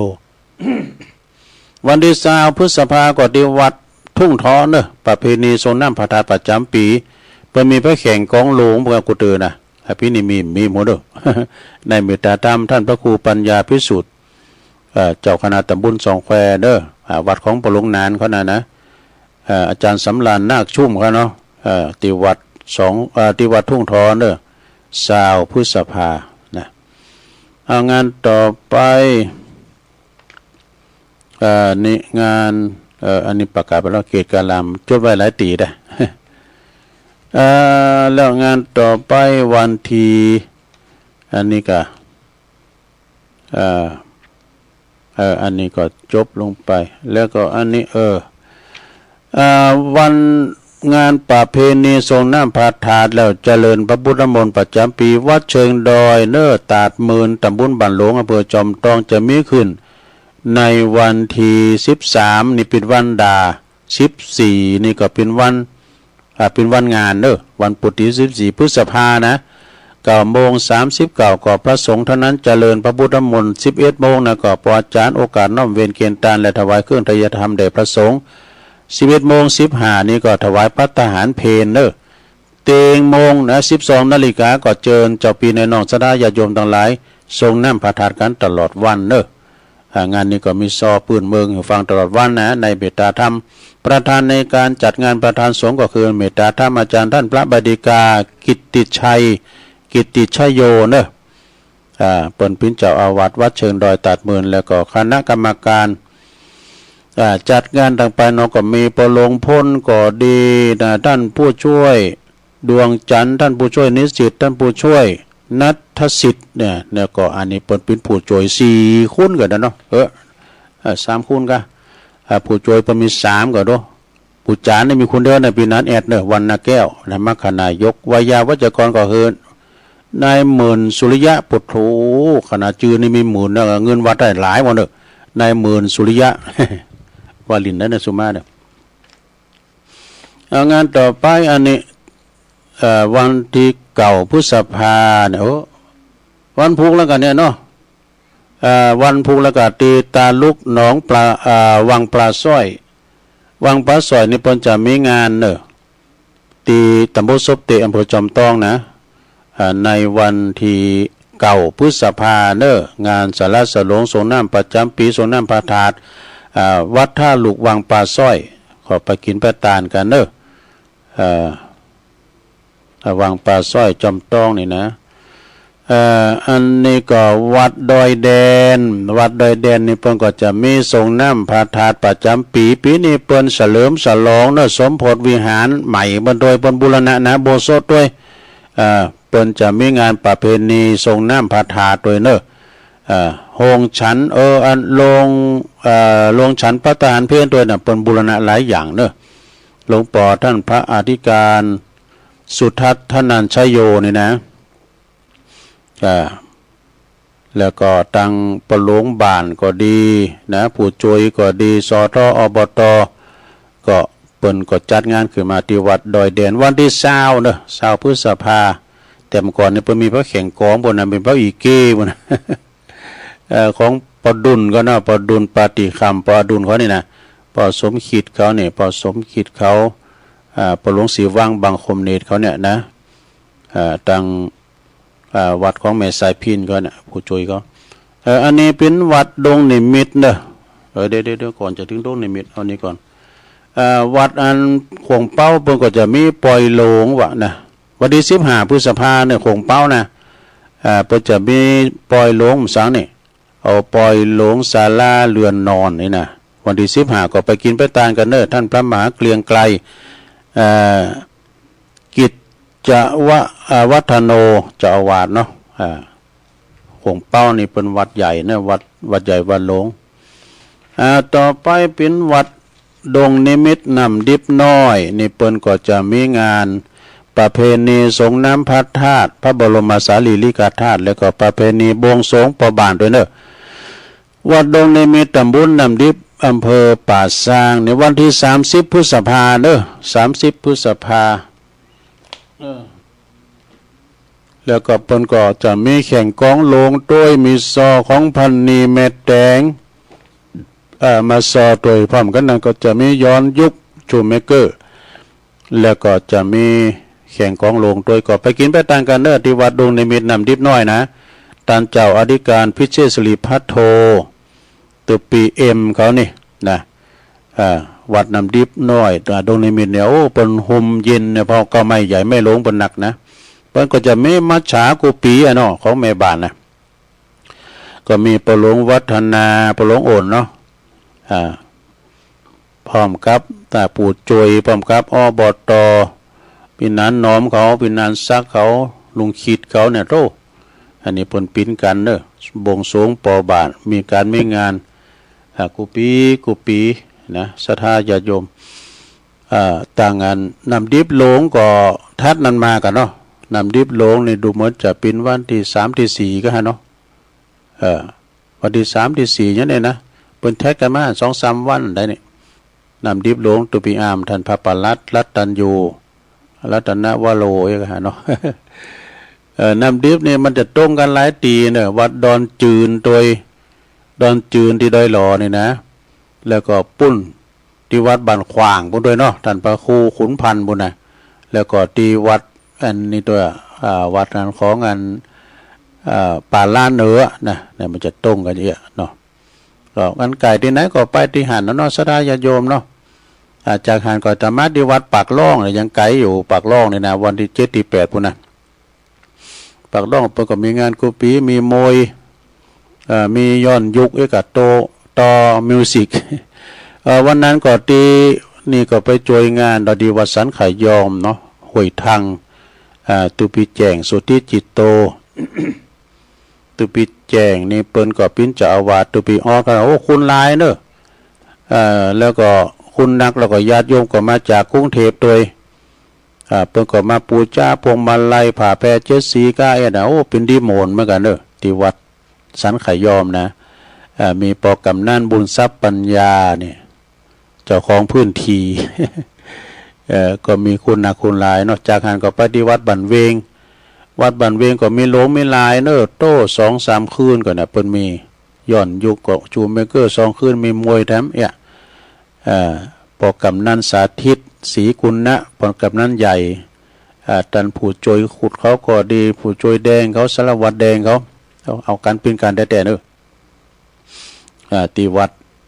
บันเวงนะท่านพระครูจิระบุญญาโชติแล้วก็หลายรายงานเนาะศรัทธาที่จะมีขึ้นมาวันนี้ก็ศรัทธาบ้านดอยน้อยปุ๊บก็จะขึ้นมาตั้งเต้นอันนี้พัฒนานี้ว่าก็ไม่บานมาวันนี้ก็ปุ๊บจะพัฒนาผมได้รับกลางวันนะครับวันนี้ จะได้ก็ลุยไล่มารับไปก็ไม่นะวันนี้คุณจะมาวัดกันหลายเพื่อจะมาตั้งเต้นมาพัฒนาวัดพระธาตุดอยน้อยอันมีประหลงดุกปินเก้าเนาะคนเฒ่าคนแก่ปนหน่อยปนนั้นพอจันเราว่าจะมาแปลงโคสืบชะตาเนี่ยกะเอาตักตังลายเกินเนอแรมอันนี้โยมสวรรค์นะจากปูนอันแม่ทะลบปุ่นนะแม่สวรรค์นี่ก็ตักมาตังลายชมรมสกาย74แล้วก็มีวัดมณฑาทิพย์54มีโยมดอยน้อยพัฒนาหนองหานสันทรายแม่หลวงสายฝนจันกุณะพี่น้องหลายปิงหนองผ่าขาวเนอยงยุทธมณีวันก็อันนี้ลายมาจากปุ่นเนื้อบ่อเหี้ยวลำปางเจริญปอนเนอโอ้อันนี้นิกรชัยน้อยฟังอยู่นะครับเนอเป็นกำลังใจหน่อยนิกรชัยน้อยจากหนองล่องแม่ครูธัญญากศน.กลางเวียงเชียงใหม่ตัวเนอนะบรรจงกันทวงศ์อันนี้นำดิบเนินเนอปีใต้โหแล้วก็มีแม่แดงอัมพรจากแตนดอกไม้โตยนะบุญส่งจากลำปางไหวสานะครับเนอแล้วก็อุ้ยสาวคุ้มตะวันนี่ปูนอยู่แม่เมืองวะบุญนะอยู่เมืองวะอันปุณโอ้แก่เก่าเนอปลงสุเมธนะอินตะแก้วอยู่ปุ้นปลงเสียวเขาเลยนะ อยู่อันสังกำแพงเด้อเฮ็ดถอบมันแปลงตุลุงแล้วแต่กับมันแปลงได้กับก่อนหากินเอาอัน2 ลิตร100ปุ่นนะโหลเอามันในดำมันก่อนนะเอาปุ่นในดำก็ได้กินนะโอ้อันนี้ตุปีนลงเด้อปูนไปอยู่ทุ่งพึ่งวัดทุ่งพึ่งอำเภอทุ่งช้างจังหวัดน่านบนอันนี้ก็ตุจาหมูเดียวกันนะไปอยู่ตุงจ้างนานบนนะโยมยุพินหอมมาลาพี่น้อยนี่เปิ้นอยู่นี่นะบ้านไม่โยกฟังไฟเห็นชัดเจนดีเนอะนิยมกันดอกพิชัยนาปูนเปิ้นอยู่เมืองฝางห้วยงุนในเนอะล้านนาพันบนเด้อก็ฟังอยู่แล้วก็พระครูสุจินธรรมานุวัตตุปิชาเปิ้นอยู่ป่าตานวัดป่าตานเนอะเจ้าคณะตำบลมงน้อยไหวสานะครับเนอะบารมีวังใจชิดอันนี้เปิ้นก็โตเฮาพอนี่ยังนายธนาคารในรูปหล่อเนอะนี่นะแล้วก็ปอบุญธรรมชัยกาดเด้อปอบุญธรรมแม่รัชนีชัยกาดอยู่ปุ้นเปิ้นอยู่หมู่เปิงเจริญพรเนอะปอเนอะโอ้ในพระอาจารย์สมเพชรปัญญาโนเนอจากป่าไผ่วัดป่าไผ่บ่อท้องไหวสาตุปีนะครับเนอลุงเลินพรมมาแบนนี่หมอตอกสินเนอแม่ลงปัญญาจากตาโจกโดยเนอเดี๋ยวแล้วก็แม่เดินเพนทิมวางจากน้องหาน้ำบ่อลงโดยฟังอยู่เจ้านะโอ้เมตตาธรรมอาจารย์ท่านพระมหาประสิทธิ์ธรรมาภินันโทไหวสานะครับเนออาจารย์ครับแล้วก็โยมจากโบก้างสันกำแพงเนอปนพิโตฝรั่ง แม่สลินทิบุญเลิศเนี่ยฟังจากกทมชัดเจนดีเจ้าจบการทักทายต่างๆลายเนาะเอาละตอนนี้ไปเปิดสายแล้วอันนี้มาหลายเตือเจริญปอนไหวสาครับหลวงพ่อครับแขกนัดนะภาคสายลายเยอะเนาะครับผมลายไม่เป็นวิทยุธรรมดาโทรศัพท์ธรรมดาไหวสาครับอ๋อครับไหวสาหลวงพ่อครับหลวงพ่อกฤษเนี่ยพุทธอุทยานปางโม่ปุตโตเจงดาวพุ่นนะเจริญปอนเจ้าไหวสาเจ้าวิสาขะเขาทำยายมี10 ตอนนอกเป็นข้อเนื้อหาตอนไม่เป็นอันนะเจ้าประวัติพุทธาประสูตรน้อมนึกตีกลางป่า ว่างดงลีนักปืนห่มไม้สาลาฝึกสีโซนลุงพีนีอุทยานหันเทวาฐานะกับวินลาพัดนั่นระหว่างสองเมืองห่มไม้ตอนเยาวชนพาตนหน่อได้เล็กคิดถาเจ้าทรงนามที่ตักตะลูโพธิสถานไก่ลำนำทานเนรันสลาก็ตอนนั้นเราอายุสันสา35 ปีก้าตักตะลูเจ้าเป็นเดือนเป็ดเต้นยายก่อจักเรานี่ปานเนเจ้ากุศินาลาเมืองสาลานาดในดงพันนาเป็ดเตกาอัศจรรย์เจ้าเป็นเดินเป็ดเต้ง3 วันนั้นเราตัดกันเนเจ้าเล่นนาวันวิสาขะไหวพระพุทธากินเจได้นาสาธุโดยเจ้ากำยองวาเก้าเนเจ้ากำว่าเป็ดปิ้งเนเจ้าภาษาไทยแปลว่าเป็นวันเพ็ญเดือน6เนเจ้าไหวสาเจ้า089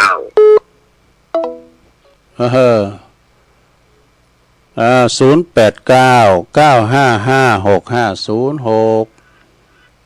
เจริญปอนติดแล้วนมัสการโอ้โหอันบ่เสียวอ่ะบ่เสียวใช่ชัดเจนดีอ่ะฟังเจ้าละก็เจ้าละชัดเจนดิ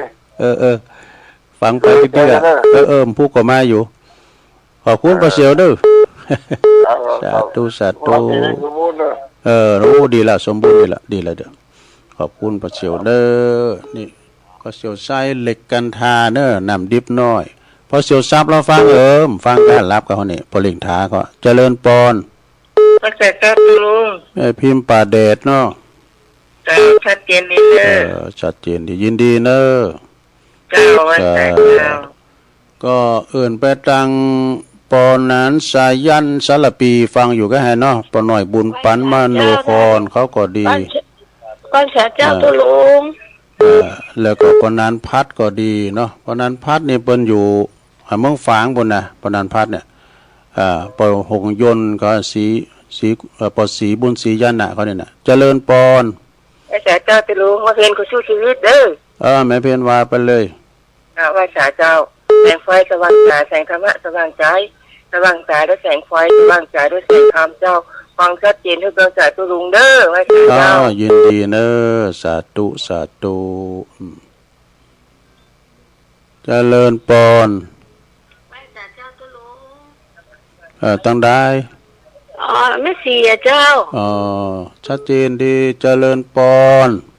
เจ้ากับไว้สาเจ้าตุลุงแม่สุเกี้ยวศิลาพรสิทธิ์เตี้ยพระองค์ละปุนเด้อฟังตุลุงไหว้พระกับตุลุงก็เมื่อตี 3มาแล้วเด้อเจ้าชัดเจนดีเนาะชัดเจนดีขึ้น 98.75 วัดห้วยจ่องซักนะเจ้าโอ้ใส่ใต้หอนะตุลุงเจ้าพ้นฟังกันนักกันหลายเด้อเดี๋ยวหลายแก้วพ้นหนาหลายแก้วพ้นกับฟังกันจะเข้าทุกหลังคาเด้อเจ้าฟังกันนักกันหลายไปเลยเจ้าทุกปีสี่อันเพื่อนกันนี่วันนี้เพื่อนอย่ามากุมบาทหน้าบ้านเนี่ยแม่ทุกเกี้ยวเตรียมพร้อมหมดแล้วจะใส่บาทมาเจ้านี่เจ้ายินดีเนอะอนุโมทนาบุญด้วยเนอะเจ้ากลับไว้จ้าตุลุงเจ้าฉัตตุเจ้า089 955 6506ก็วันนี้ก็ศรัทธาญาติโยมทั้งหลายจบจากตุลุงแล้วก็ฟังอาจารย์ท่านพระครูเด้อวันพัดวันศุกร์วันเสาร์ก็ฟังกันไปในเวลาที่เมื่อค่ำเมื่อคืนก็ฟังเจริญปอนเจ้าอยู่ตั้งแต่น้ำหมอมเจ้าน้ำหมอมมาอยู่ละปะกอยเนาะฟังเด้อมองชัดเจนดีสบายดีเนาะสบายพ่อดีละ